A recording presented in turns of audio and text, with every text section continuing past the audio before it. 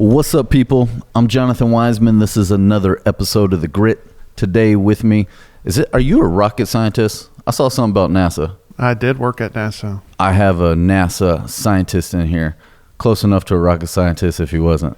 But I want to get y'all in here. We're going to talk to Brian Sekula about what he's doing right now. Company is HPI.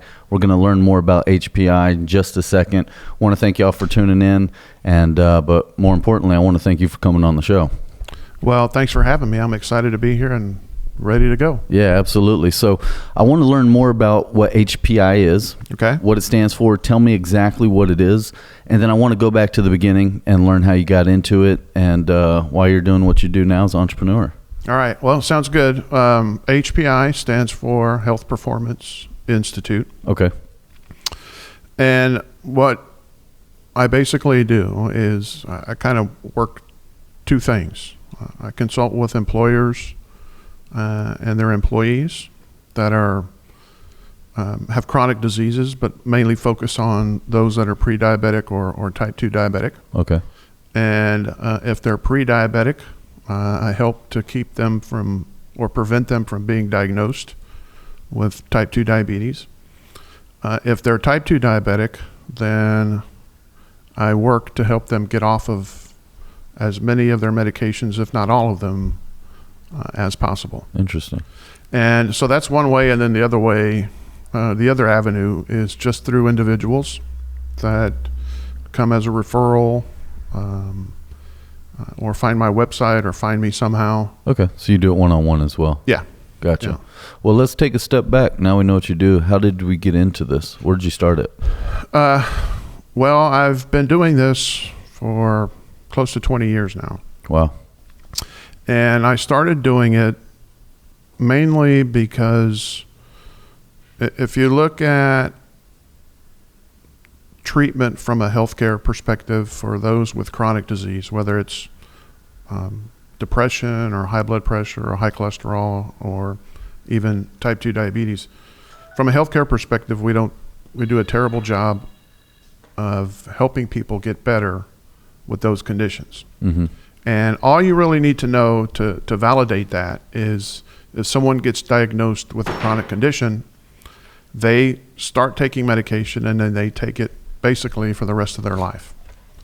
Right? So their medicine runs out, and then they have to either go back to the pharmacy to get it refilled or go back to the doctor to get another prescription. Yeah, it seems like everybody's worried about fixing the symptoms and not figuring out where the root of the problem is. Right. And so I had a keen understanding of diabetes and how it worked, and I had some personal experience in that regard with my mom, who died of complications of type 2 diabetes. Sorry to hear that.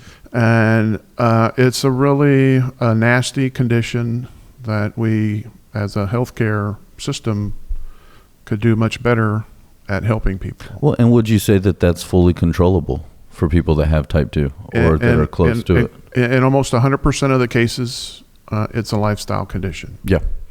And so rather than getting the right type of instruction from their healthcare provider, whether that's their doctor, the physician assistant, nurse practitioner, or dietitian, they don't get that. They get a lot of different stuff, and they're very confused about what they should be doing.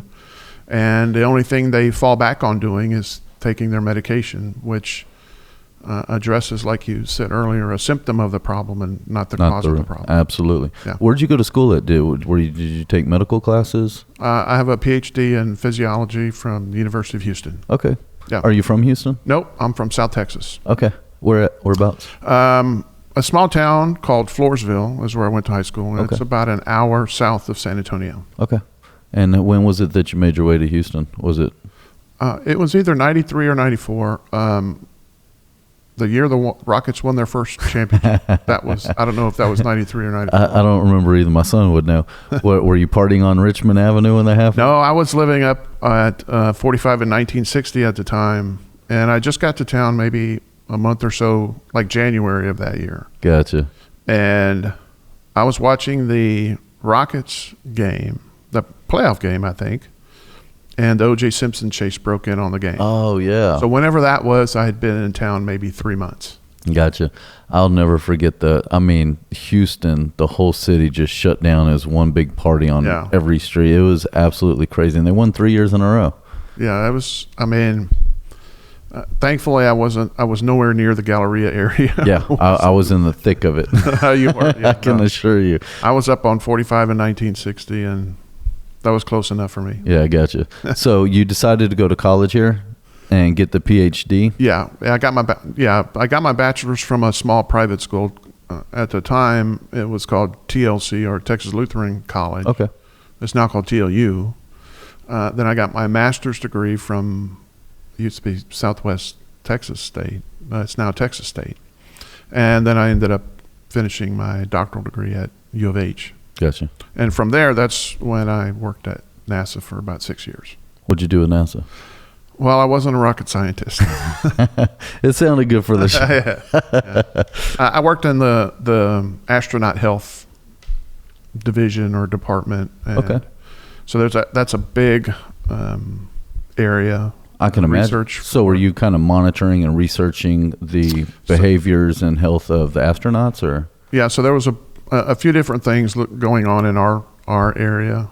Some of it vision related after exposure to long-term zero gravity or long-term space flight, vascular problems, so circulatory problems, what happens when there's no gravity. And that's an important thing because half of your circulatory system is based on gravity. So if you go to space and there's no gravity, how does that react? I'd never think about that. Yeah. And so there's several different little projects like that our kind of division worked on when I was there. And it was a lot of cool things of working at NASA. And John Glenn, the last time he went to space, I think he was 78 then, he did one of our experiments. So everyone in our lab got to meet him. That's amazing. So that was nice. I have an autographed picture of him somewhere. That's cool. So he took it and gave it to all of us. Really cool. So was it after that 6 years that you decided to start HPI? Well, not long after that. After that, I was a professor at the University of Houston and got tired of being a professor. And so then I started HPI. All right, perfect. After that. So, well, let's dive in a little bit more. Tell me what all the HPI does. So those are the two main things we do. Okay. Working with individuals and employers to help their employees. And the reason we do that, from a healthcare perspective, the reason we do that is there's a growing number of doctors in the field that realize that we're not doing a very good job of treating people with these conditions. And I'm focused on diabetes and prediabetes, and so there's a bunch of us that are doing what I'm doing. So I'm not like a maverick or anything like that, but I've been doing it for a while. Well, it seems like there's a lot of people trying to change the healthcare business.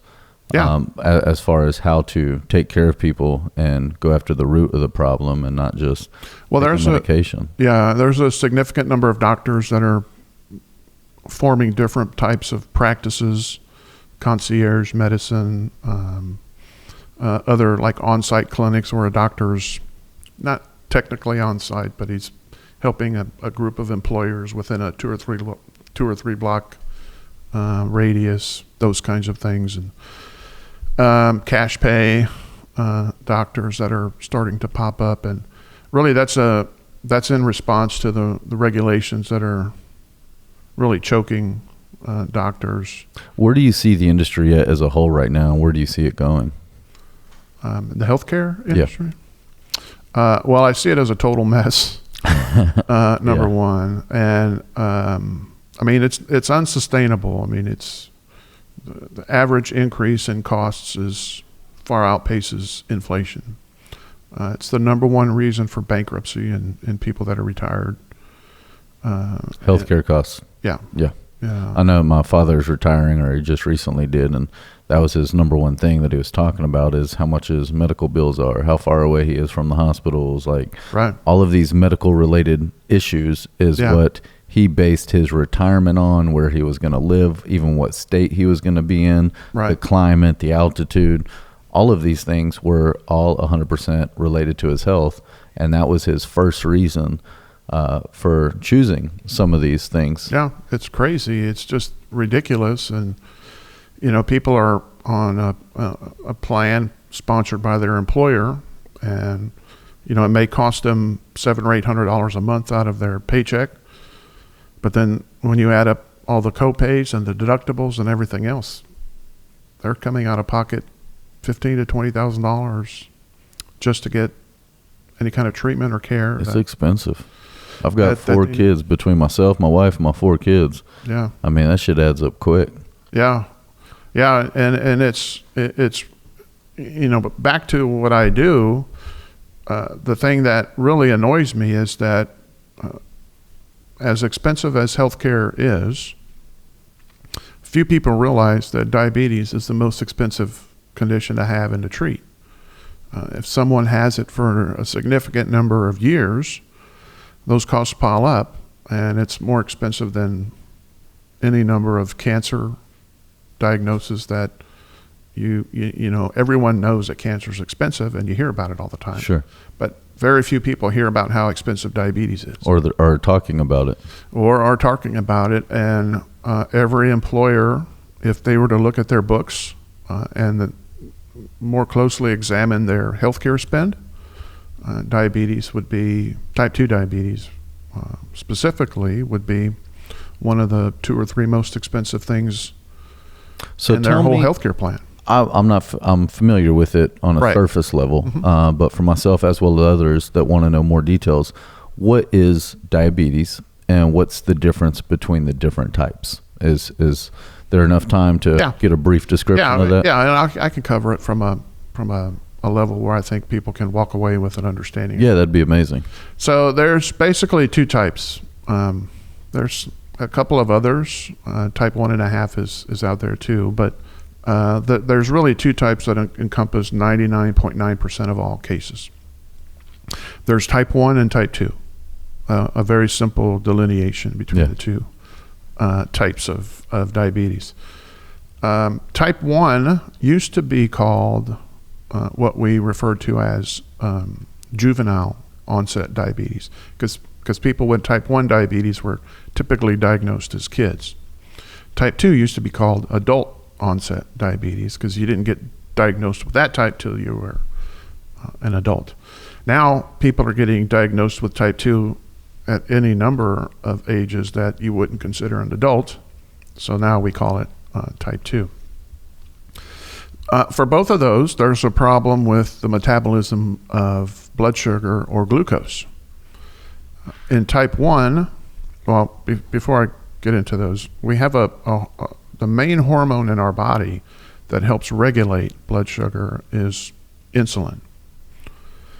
So if we eat something and our blood sugar goes up, insulin's job is to go out and activate cells in our body to help reduce blood sugar that's circulating in our blood. If you're a type 1 diabetic, you either produce no insulin or very little to help get the job done. So your blood sugar is out of control. Okay. And that's why type 1s typically end up with what's called an insulin pump. And it monitors their blood sugar and releases insulin as needed. And as needed. And is that built inside the body? The pump? Well, they'll usually get inserted under the skin somewhere.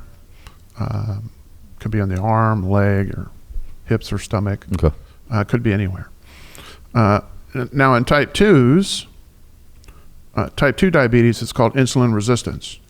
So, and what that means is the current thinking, which I don't really agree with, is that the insulin that your body's producing is resistant to doing its job. So you've got these 2 types of diabetics. You've got type 1 where you don't produce any insulin, and you've got the others that are type 2s. They're producing insulin, it just doesn't work. Okay. And so both of these have chronically elevated blood sugar levels. The type 1 gets an insulin pump, and that helps reduce blood sugar. The type 2s, they typically get some other type of oral medication, prescription medication, to help control their blood sugar. Okay. And So instead of fixing the insulin problem, they're taking medicine to control the blood sugar levels. right. That's exactly right. And so when you're a type 2, if you're not doing anything to address why the blood sugar's elevated or why the insulin's not working, then all you're doing is kicking the can down the road. Yeah, you're not fixing the root of the problem. Right. And so this is a big driver of mine, because there's plenty of people that know this, and it hasn't made its way To mainstream. and into the treatment plans yet. And so What do you think that's part of the healthcare system, where healthcare, seems like it's more about making money than it is about really fixing the root of the problem? I think there's a lot of truth to that. So, if the best cure for a type 2 diabetic isn't the pharmaceutical product. It's to eat healthy and get in shape. It's a lifestyle Yeah. prescription. So, if you just go back and look over the last 10 or 15 years, diabetes prescription medications, and insulin in particular, are some of the most frequently prescribed and most expensive drugs globally. And so if you can give someone a lifestyle prescription that gets them off those medications, then the people selling those drugs don't like that very much. Sure. And so I think there's a big problem I agree. with that. And over the years, I've kind of gone back and forth between, I get mad at the pharmaceutical companies, get mad at the doctors, but I think that from my perspective, the biggest culprit in all of this is the FDA, because they control absolutely. they control all of this. It's what comes in your body. Well, they set guidelines for medications and phase 1 and 2 and 3 trials for a drug to get to market, and what the drug should be doing, and all these other things. And they're kind of dictating what happens. And so people with chronic conditions and diabetes in particular, they get dictated that nothing really improves on their health. They just, pump a bunch of cash into the system to get some medicine out of the Pez dispenser and keep going. Yeah. And that's a significant problem, because the other thing that's really a major issue with me is that when a person takes a medicine to reduce their blood sugar, all it's doing is reducing their blood sugar. There's no kind of behavioral action behind that. And you need a behavioral action behind that to also reduce your insulin levels.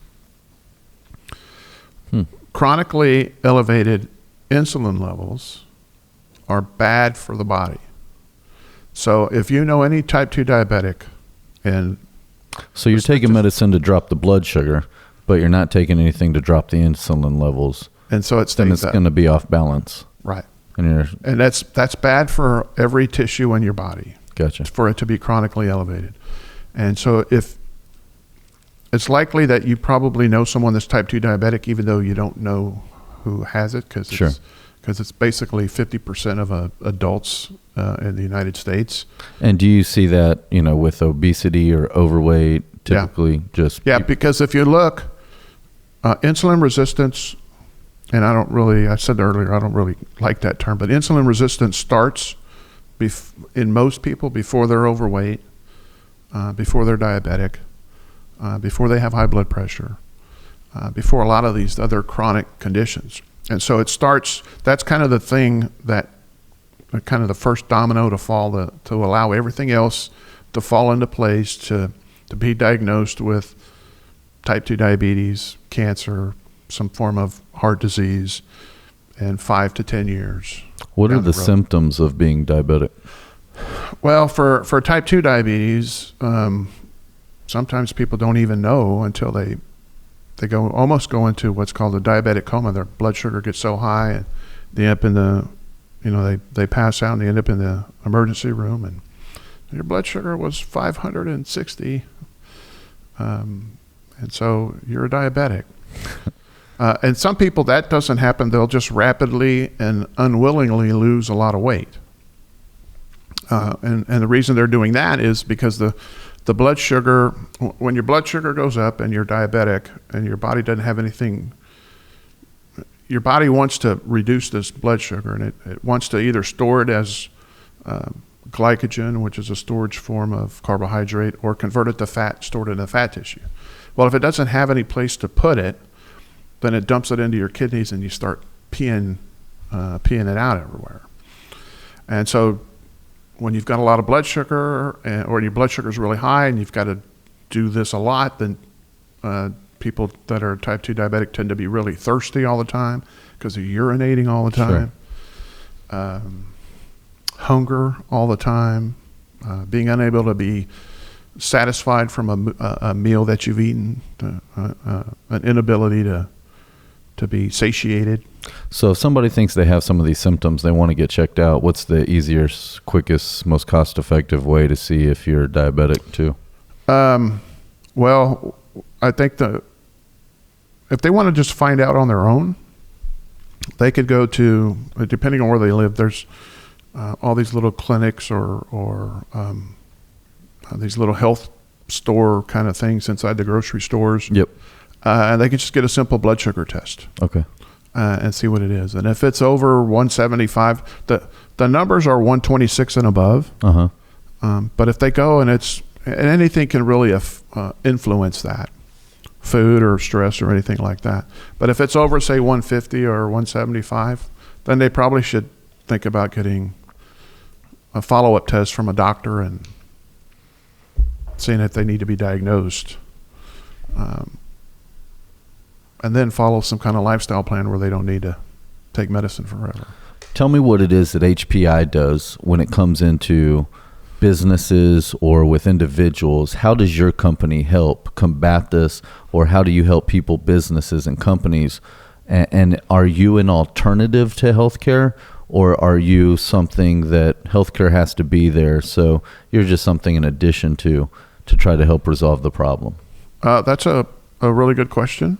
And we're not an alternative to healthcare. We're kind of like a supplement.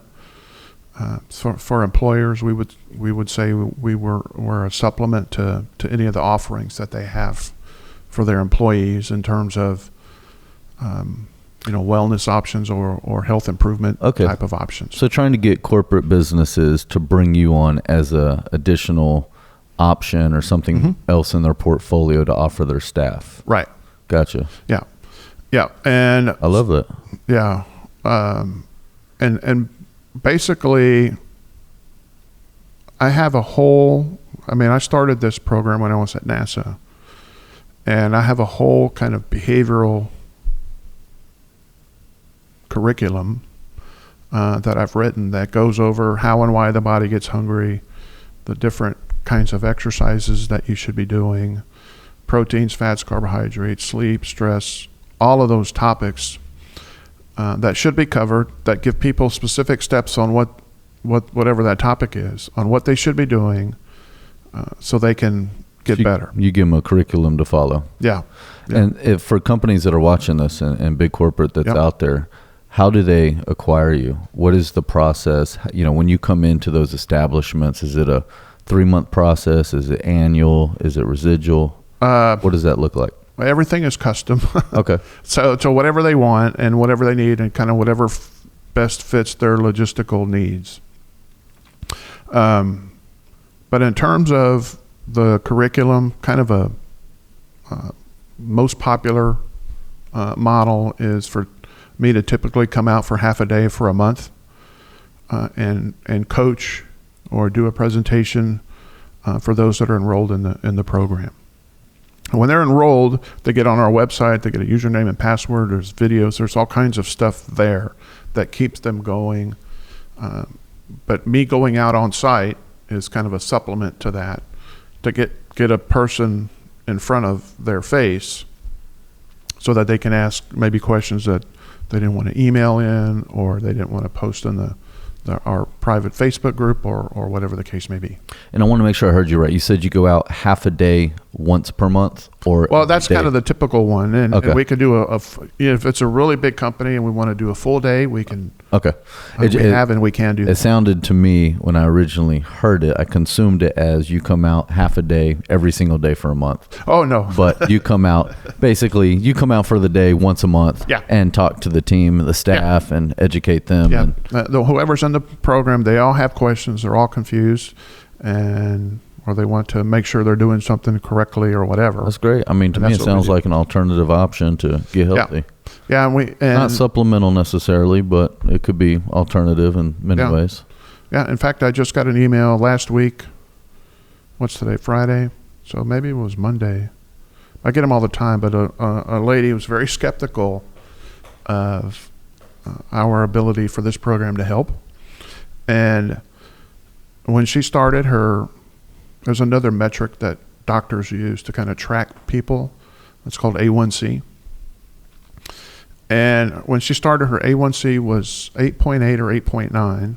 And then almost 3 months into the program, it was 6.2, I think, which is almost non-diabetic in 3 months. Wow. So she was pretty excited. And I told her, you should be doing backflips. Yeah.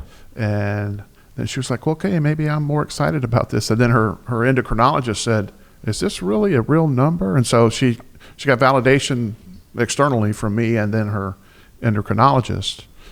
And so she got more excited about it. I can imagine. What kind of, and that is a great success story, and it's great to hear that. How many companies have you worked with over the years?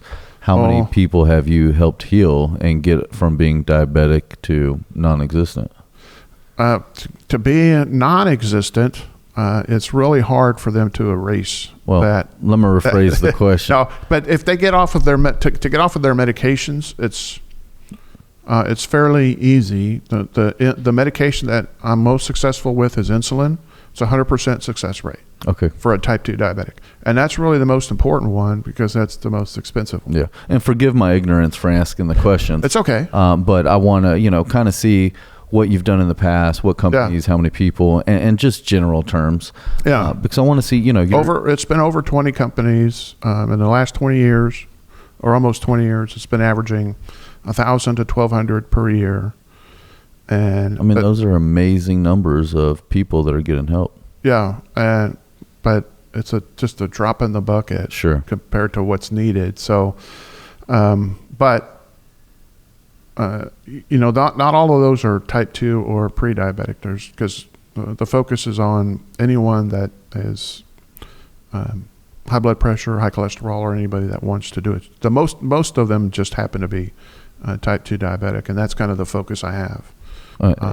One of the presentations I give a lot is why everyone needs to act like they're a type 2 diabetic. So whether they have it or not, whether they're high blood pressure or not, whether they're completely healthy or not, they need to live a life like they are type 2 diabetic, so they prevent almost all of these other things. Because insulin resistance, like I was mentioning earlier, the insulin resistance starts when people are still healthy. They're not obese, their blood sugars are normal, but that's kind of the thing that starts. And if you look at studies that track people for 5 to 7 to 10 years, when their insulin resistance starts to increase, when everything is quote unquote normal, the number one thing they're diagnosed with 7 to 10 years down the road is high blood pressure. It's not even diabetes, even though diabetes is called insulin resistance. Yeah. So it's crazy.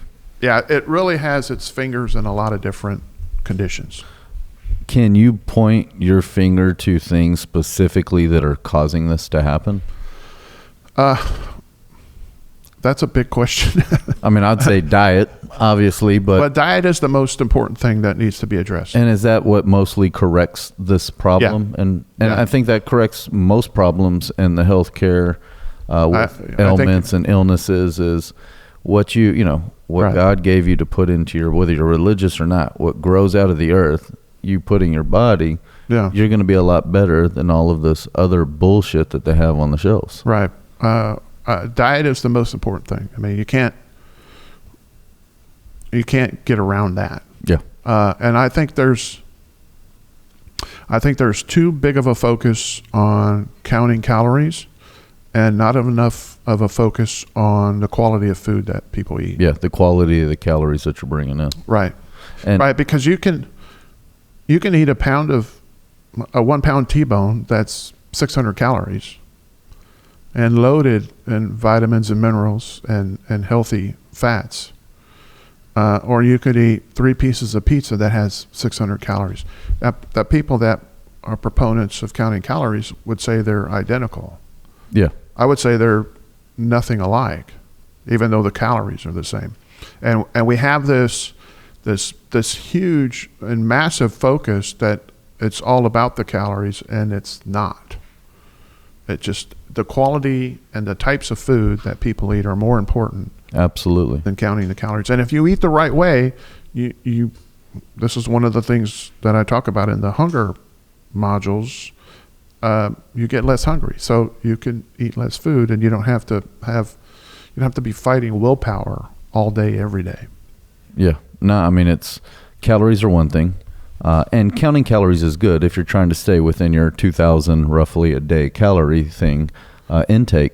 But as you said, I mean, you can eat a Snickers bar or you can eat a salad. They're both 600 calories. Yeah. What are you going to be better? Yeah. And I'm not trying to imply they're not important. It's just that Well, you're implying that there's too much focus the quality of food is what makes a difference. What you're Right. putting in your body is what you get out of it. Yeah. Absolutely. Yeah. Makes sense to me. Yeah. So that's the number one thing. And I think, exercise obviously is an important thing. 'Cause Sure. You ask anyone, what do you need to do to lose weight? They're going to tell you, I need to eat less food and do more exercise. And the eat less food part's kind of a good thing. It implies you could eat whatever you want, just eat less of it. That's a whole nother issue. Yeah. But nobody's going to argue with exercise. But I think there's not enough focus on sleep for people and how important it is to an individual's health. I mean, My wife knows that all too well. there are a lot of professional teams now that are really harping on and bringing in sleep experts and adjusting schedules for practice and travel so that their players can sleep better. Here in Houston, Justin Verlander is a huge proponent of sleep, and he is constantly on the guys to make sure that they stay in bed longer and sleep more instead of being, the typical 23-year-old multimillionaire out staying out all night. Yeah. But he is constantly on those guys about making sure that they, It makes sense. Eat healthy, stay physical, yeah, get your sleep. yeah, I mean, it's nothing against personal trainers because they all are specific to what they do, and many Yeah. of them are niche. Yeah. But it's like people that want to get in shape, there's no miracle pill you can get at GMC. There's no miracle drug out there. You're not going to go get with a specific trainer and learn how to, get back. It's eat healthy and exercise, yeah, eat well, get your sleep, as you said, but mainly eat the right things, cut out all the bullshit, eat the X amount of calories per day, and exercise, and you'll get your body healthy. yeah. And I think the other thing, not the other thing, but something to kind of tag along to that this kind of discussion around calories. I'm sure this statistic is the same for, I don't know, maybe close to 10 years. I researched it, and the number was the top 3 things were always the same, so I got tired of looking.